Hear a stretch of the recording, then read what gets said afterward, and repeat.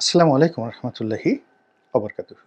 সম্মানিত দর্শক, পশ্চিমারা মানে ইউরোপের দেশগুলো এবং ইউরোপ পাড়ি দিয়ে আটলান্টিক মহাসাগর পাড়ি দিয়ে যে আমেরিকা এবং তাদের মিত্র যে সকল রাষ্ট্র রয়েছে কানাডা এবং অস্ট্রেলিয়া, তারা সবাই বাংলাদেশকে আবার একটি জঙ্গি রাষ্ট্রের যে তকমা এটি দিয়ে অপদস্থ করার সকল প্রস্তুতি তারা সম্পূর্ণ করে ফেলেছে।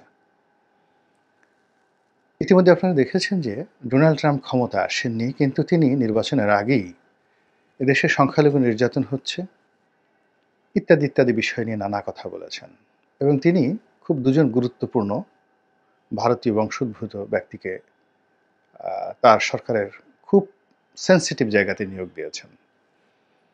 একজন তুলসী গ্যাবার্ড, তিনি মার্কিন যুক্তরাষ্ট্রের সরকারের যতগুলো গোয়েন্দা সংস্থা আছে সকল গোয়েন্দা সংস্থাগুলোর তিনি প্রধান নির্বাহী সিইও।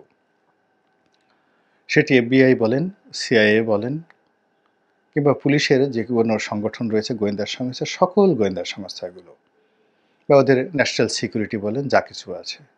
এবং এই ভদ্রমহিলা, তিনি ভারতীয় বংশোদ্ভূত নন, কিন্তু তিনি ইসকনের সমর্থক এবং কট্টর হিন্দুত্ববাদী একজন মহিলা। তিনি বাংলাদেশের ব্যাপারে ওয়েল কনসার্ন, মানে এখানের রাজনীতিতে তিনি জানেন এবং বোঝেন। তাকে ডোনাল্ড লুয়ের মতো বা অন্য কোনো কর্মকর্তা বা বাংলাদেশের যদি মার্কিন রাষ্ট্রদূত থাকেন তার কাছ থেকে তাকে ব্রিফ নিতে হবে না। তিনি পুরো বাংলাদেশের বিষয়টি নিজে জানেন। এই গেল এক। ২ নম্বর হলো বাংলাদেশের ব্যাপারে তার একটা মাইন্ডসেট আছে, তিনি কি করতে চান, তার একটা টার্গেট আছে। তিনি কাউকে সমর্থন করতে চান এবং কারো বিরুদ্ধে কাজ করতে চান। এটারও যে গ্রাউন্ড ওয়ার্ক রয়েছে এটা তিনি করে রেখেছেন। এবং তার নিয়োগের আগেই তিনি এই বাংলাদেশ সম্পর্কে নাতি দীর্ঘ এক বক্তব্য দিয়েছেন, যা কিনা ডক্টর মোহাম্মদ ইউনূস সরকারের জন্য, এবং যদি এই মুহূর্তে নির্বাচন হয়, বিএনপি যদি নির্বাচনে আসে বা জামাত যদি নির্বাচনে আসে, তারা যদি একটা সরকার গঠন করে, তাদের সকলের জন্য একটা রেড অ্যালার্ট। সিমিলারলি আমেরিকার যে প্রতিষ্ঠানটি সবচেয়ে সেন্সিটিভ, অপরাধ থেকে শুরু করে অন্য যে কোনো বিষয়, তারা যদি কাউকে একটা সিল মেরে দেয়, একটা তকমা লাগিয়ে দেয়, একটা ট্যাগ দিয়ে দেয়, যেটাকে আমরা বাংলায় তকমা বলি, ট্যাগ দিয়ে দেয়, সেটি হলো এফবিআই। এখানেও তিনি একজন ভারতীয় বংশোদ্ভূত ভদ্রলোকে নিয়োগ দিয়েছেন। তারও বাংলাদেশের ব্যাপারে ঠিক তুলসী গ্যাবার্ডের মতো সেই স্টাডি করা আছে, পরিকল্পনা আছে। এবং ভারত, আমেরিকান ইন্ডিয়ান ছাড়াও ইন্ডিয়ান গভর্নমেন্টের অনেক প্রতিষ্ঠানের সাথে তিনি সরাসরি জড়িত দীর্ঘদিন ধরে। তো কাজেই বোঝার চেষ্টা করুন যে বাংলাদেশকে নিয়ে তাদের পরিকল্পনা কী। এখানে আমেরিকা যা কিছু করবে ঠিক হুবহু অস্ট্রেলিয়া, কানাডা এবং ইউরোপ, বেশি করে ইংল্যান্ড হুবহু করবে। এবং ইংল্যান্ডের কিছু কর্মকাণ্ড আমরা ইতিমধ্যেই দেখতে পেয়েছি। তারা বর্তমান সরকারের কর্মকাণ্ড নিয়ে সমালোচনা করেছে, মানবাধিকার লঙ্ঘন নিয়ে প্রশ্ন উত্থাপন করেছে, সংখ্যালঘু নির্যাতন নিয়ে নানা রকম বিবৃতি দিয়েছে। এবং একজন সংসদ সদস্য, মানে ওখানকার ইংল্যান্ডের যে সংসদ সদস্য যারা এমপি হন, তারা বাংলাদেশের আওয়ামী লীগের এমপি বা বিএনপির এমপির মতো নন। তারা নিজেরাই রাষ্ট্র, পুরো রাষ্ট্রকে রিপ্রেজেন্ট করেন। ফলে মার্কিন যুক্তরাষ্ট্রের একজন সিনেটরের বক্তব্য, একজন কংগ্রেসম্যানের বক্তব্য কেবল ইন্ডিভিজুয়াল বক্তব্য নয়, তার বক্তব্য পুরো তার যে অফিস, সেটা মার্কিন কংগ্রেস হোক কিংবা সিনেট হোক, তারা ওন করে। আর ইংল্যান্ডে এটা আরও অনেক বেশি। তো ইংল্যান্ডের পার্লামেন্টে একজন সংসদ সদস্য সরাসরি বাংলাদেশের জঙ্গিবাদের উত্থান এবং এই জঙ্গিবাদকে কেন্দ্র করে যে একটা সন্ত্রাসবাদ এই অঞ্চলে শুরু হবে, এবং তার আলামত শুরু হয়ে গেছে। এরকম একটা বক্তব্য তিনি ব্রিটিশ পার্লামেন্টে দিয়েছেন। এবং সরাসরি জামায়াত ইসলামীর নাম করে জামায়াত ইসলামকে এই কাজের জন্য দায়ী করেছেন। এবং জামায়াত ইসলামীর লবিস্ট হিসেবে পরিচিত ডক্টর কামাল সাহেবের যে মেয়ের জামাতা যিনি রয়েছেন, তিনি এটার ব্যাপারে অফিসিয়ালি একটা বক্তব্য দিয়েছেন। কিন্তু ইট ডাজ নট ম্যাটার, কাজ যা হবার তা কিন্তু হয়ে গেছে। এখন পশ্চিমারা এই কাজটা কেন করছেন? এখানে একটা বিষয়, আপনারা যারা ইউরোপে থাকেন, বাঙালি আছেন দীর্ঘদিন ধরে, এখন ইউরোপের সাথে অ্যাডজাস্ট ওইভাবে হননি, বাংলাদেশের কথা মনে পড়ে। আমেরিকাতে যারা আছেন এখনো আমেরিকান হয়ে ওঠেননি, বাংলাদেশের কথা মনে পড়ে, তাদের জন্য বলছি। আর বাংলাদেশে যারা আছেন তাদের জন্যও বলছি, যারা আমেরিকা যাননি বা ইউরোপে যাননি বা থাকেননি। আমার যতটুকু সেখানে থাকার অভিজ্ঞতা হয়েছে, ওদের সাথে চলার অভিজ্ঞতা হয়েছে বিভিন্নভাবে। ব্যবসার ক্ষেত্রে, পড়াশোনা করার ক্ষেত্রে, একজন সংসদ সদস্য হিসেবে, ওদের রাষ্ট্রীয় পর্যায়ের একেবারে সর্বোচ্চ কর্তা ব্যক্তি থেকে শুরু করে ট্রাক ড্রাইভার এবং রাস্তার যারা ক্লিনার, তাদের সঙ্গেও রাষ্ট্রীয়ভাবে মত বিনিময় করার সুযোগ আমার হয়েছে। এবং সেই আন্ডারস্ট্যান্ডিং থেকে আমি ওয়েস্টার্নদেরকে যেভাবে মনে করি, সেটা হলো তারা আসলে যতটুকু প্রয়োজন ওর বাইরে চিন্তা করে না, এবং খুব সহজে তারা খুব আশ্চর্য হয়ে যায়, ভীষণ রকম আশ্চর্য হয়ে যায়, এবং খুব সহজে অনেক কিছু বিশ্বাস করে। আমরা যেমন বাঙালি একটা কথা বললেই তার মধ্যে সন্দেহ করি, তারপরে মুখ ঝুলিয়ে বলি, আরে বুঝেছি বুঝেছি, মতলব আছে তোমার, বিনা মতলবে তুমি এই কাজগুলো করনি। তো এরকম আমাদের বাঙালি সমাজের নানা রকম যে যেই কথাই বলুক না কেন, সেটা ধর্মপ্রচার বলেন, অন্য যা কিছু বলেন, আমরা ওর 10টা সমীকরণ দাঁড় করিয়ে ফেলি। পশ্চিম সেটা করবে না।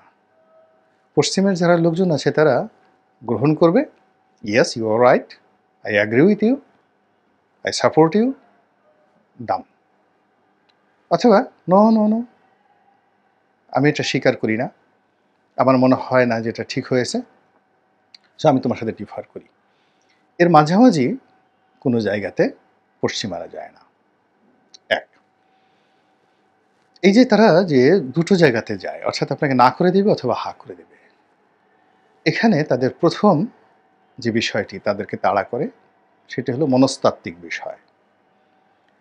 তারা শত শত বছর ধরে মুসলমানদের দ্বারা শাসিত হয়েছে, শত শত, প্রায় 1000 বছর। আপনি চিন্তা করুন যে স্পেনের যে মুর ডাইনেস্টি ছিল, ইংল্যান্ড, ফ্রান্স, ইটালি, স্পেন, এই পুরো এলাকা তারা বহুদিন শাসন করেছে। এরপরে অটোম্যান যে ডাইনেস্টি ছিল, সেই অটোম্যান ডাইনেস্টির অধীনে পুরো পূর্ব ইউরোপ, আজকের ক্রোয়েশিয়া, যুগোস্লাভিয়া, বসনিয়া, হার্জেগোভিনা, পুরোটাই তারা শাসন করেছে তুরস্ক থেকে। এবং তাদের ভয়ে কম্পমান ছিল ফ্রান্স। এবং তখন যে ডাইনেস্টিটা ছিল, সেই ডাইনেস্টিটা ছিল সেই যাকে বলে অস্ট্রো হাঙ্গেরিয়ান ডাইনেস্টি। এখন যে অস্ট্রিয়া আছে এবং হাঙ্গেরি আছে, এই দুটো রাষ্ট্র মিলিয়ে যে একটা ডাইনেস্টি, সেই ডাইনেস্টি কিন্তু রোমানিয়া, বুলগেরিয়া, জার্মানি এবং স্ক্যান্ডিনেভিয়ান কান্ট্রি শত শত বছর শাসন করেছে, একেবারে প্রথম মহাযুদ্ধ পর্যন্ত। তো এই যে ডাইনেস্টি, এই ডাইনেস্টির বাইরে ইংল্যান্ডের একটা ডাইনেস্টি ছিল, আর ফ্রান্সের একটা ডাইনেস্টি ছিল। এরাই মোটামুটি পুরো ইউরোপ শাসন করেছে। এখন এই তিনটি ডাইনেস্টিকে রীতিমতো মোর দ্যান 300 to 400 ইয়ার্স, 400 বছর দৌড়ের উপর রেখেছে অটোম্যান ডাইনেস্টি। তো পূর্ব ইউরোপ যদি আপনি ধরেন, আর ওদিকে গ্রিস, ইটালি, গ্রিস এবং ইটালিকে শত শত বছর ধরে পার্সিয়ান ডাইনেস্টি দৌড়ের উপর রেখেছে। ফলে মুসলমানদের সম্পর্কে তাদের যে ভীতি, ওটা ওদের রক্তের মধ্যে মিশে গেছে, ভীষণ রকম মিশে গেছে। বহু বছর আমরা ইতিহাস পড়িনি, কিন্তু তাদের, এমনকি বাংলাদেশের যে মুসলিম, আপনি বাংলাদেশে পাবেন না, কিন্তু ফ্রান্সে লুভর মিউজিয়ামে পাবেন, ব্রিটিশ মিউজিয়ামে পাবেন, একেবারে অরিজিনাল, আনকাট। তো যেটা বলছিলাম, তারা এই মুসলমানদের সম্পর্কে তাদের যে ভীতিটা, এই ভীতিটা তাদের অস্থিমজ্জায় মিশে গেছে এবং তারা ভয় পাচ্ছে যে মুসলমানরা যেকোনো সময় তাদেরকে আক্রমণ করতে পারে। কারণ হলো সেই প্রায় 200 ইয়ার্স, অষ্টাদশ শতাব্দী থেকে শুরু করে একেবারে আজ পর্যন্ত কন্টিনিউয়াসলি ইউরোপীয়রা মুসলমানদের উপর যে জুলুম এবং অত্যাচার করেছে, এরই আর্তগ্লানি থেকে তাদের মুসলমান একটা ভীতি রয়েছে। ২ নম্বর হলো,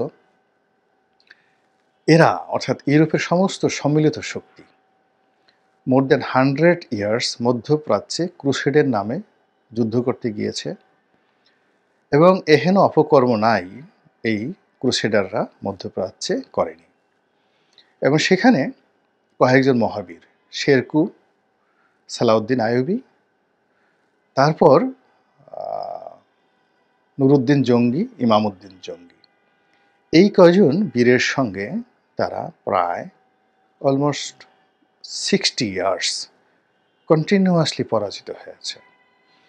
এবং এই 60 বছরের মধ্যে অন্তত 50টি যুদ্ধবাহিনী ইউরোপ থেকে মধ্যপ্রাচ্যে গিয়েছে এবং তারা পরাজিত হয়ে ফিরে এসেছে। এবং এই যে জেরুজালেম, এই জেরুজালেমকে তারা অটোম্যানদের হাতে, প্রথমে সালাউদ্দিন আইয়ুবীর হাতে দিয়ে আসছে এবং সেটা কালক্রমে অটোম্যানদের দখলে চলে এসেছে। এই জন্য ইসলাম ফোবিয়া, মুসলিম ফোবিয়া তাদের রক্তের মধ্যে ঢুকে গিয়েছে। ফলে কি হলো, তারা ছলে বলে কৌশলে মধ্যপ্রাচ্য থেকে শুরু করে আজ দেখেন ইরাকের যে অবস্থা, সিরিয়ার যে অবস্থা, এসবই ওই ভয় থেকে। তো এখন বাংলাদেশের যে মুসলিম, এই মুসলিমের হাজার বছরের ইতিহাস যদি আপনাকে বলা হয়, আপনি হয়তো বলতে পারবেন না। কিন্তু আমেরিকান যারা রাষ্ট্রবিজ্ঞানী রয়েছেন, তারপরে ইউরোপের যারা রাষ্ট্রবিজ্ঞানী রয়েছে, তারা মুখস্থ। তারা ইন্দোনেশিয়ার ব্যাপারে চিন্তিত নয়, মালয়েশিয়ার মুসলিমদের ব্যাপারে চিন্তিত নয়, ফিলিপিন্সের মুসলিমদের ব্যাপারে চিন্তিত নয়, কিন্তু আফগানিস্তান, পাকিস্তান, বাংলাদেশের মুসলিমদের ব্যাপারে ভীষণ রকম চিন্তিত। এটা আলোচনা করতে গেলে অনেক বড়। তো কাজেই এখানে কোনো মুসলমানকে মসজিদে যাওয়া দেখলে, কোনো মুসলমানের দাড়ি দেখলে, কোনো মুসলমানের সুরত দেখলে, নারায়ে তাকবীর শুনলে, আল্লাহু আকবার শুনলে, ইউরোপ থেকে আমেরিকার প্রত্যেকটা গির্জার ঘণ্টাধ্বনি অটোমেটিক বেজে ওঠে। তো কাজে কি হলো, এই যে খুব অল্প সময়ের মধ্যে, এই 100 দিনে, গত 100 দিনে শেখ হাসিনা সরকার পতনের পর যা কিছু হচ্ছে, এটাকে তারা একটা রেড নোটিশ হিসেবে মনে করছে, ভীত সন্ত্রস্ত হয়ে পড়েছে। এর কারণ হলো, প্রচুর বাংলাদেশি কমিউনিটি ইউরোপে থাকে, আমেরিকাতে থাকে। তো তাদের বক্তব্য হলো যে বাংলাদেশের এই রোগ তাদের দেশে ছড়িয়ে পড়তে পারে। এই কারণে কি হলো, যে এই যে যখনই তারা কোনো একটা কথা শুনছে আমাদের এই বাংলাদেশের ব্যাপারে, সেটা আওয়ামী লীগ তাদের কাছে পৌঁছাক কিংবা অন্য কোনো মাধ্যমে তারা পাক, বা নিজেদের গোয়েন্দা সংস্থার মাধ্যমে পাক, তারা এই যেহেতু তাদের ওই যে রক্ত মাংসের মধ্যে ইসলাম ফোবিয়া রয়েছে, মুসলিম ভীতি রয়েছে, এবং বাংলাদেশে যেভাবে শেখ হাসিনার সরকার এটাকে একটা ব্র্যান্ডিং করেছে, এই জঙ্গিবাদটাকে 15 বছর ধরে যে ব্র্যান্ডিং করেছে, ফলে এখানে খুব বেশি কিছু করার দরকার নাই। এখন তারা মোটামুটি একেবারে স্থির সিদ্ধান্ত নিয়েছে যে না, এখানে একটা জঙ্গিবাদী শক্তি মাথাচাড়া দিয়ে উঠেছে। এবং এই যে গত 100 দিনের যে কর্মকাণ্ড, এটার সঙ্গে আরও মিলিয়ন্স, মানে 10 লাখ গুণ বড় করে এটাকে যেভাবে ভারতীয় মিডিয়া পশ্চিমে মার্কেটিং করেছে, ওরা কিন্তু আমাদের জন্য মার্কেটিং করে না, ওরা পশ্চিমে মার্কেটিং করেছে। যার ফলে কি হলো, এই যে জঙ্গির যে তকমা, এই তকমাটা শেখ হাসিনার জমানাতে শেখ হাসিনা মার্কেটিং করেছে। এখন এটা যদি এসে এই বাংলাদেশের জামাতের উপর পড়ুক, হেফাজতের উপর পড়ুক, আমরা কিন্তু কেউ এটার যে ভয়াবহতা, এটার যে ইম্প্যাক্ট, এর থেকে রেহাই পাবো না। আল্লাহ আমাদের সবাইকে হেদায়েত দান করুন এবং হেফাজত করুন। আসসালামু আলাইকুম ওয়া রাহমাতুল্লাহি ওয়া বারাকাতুহু।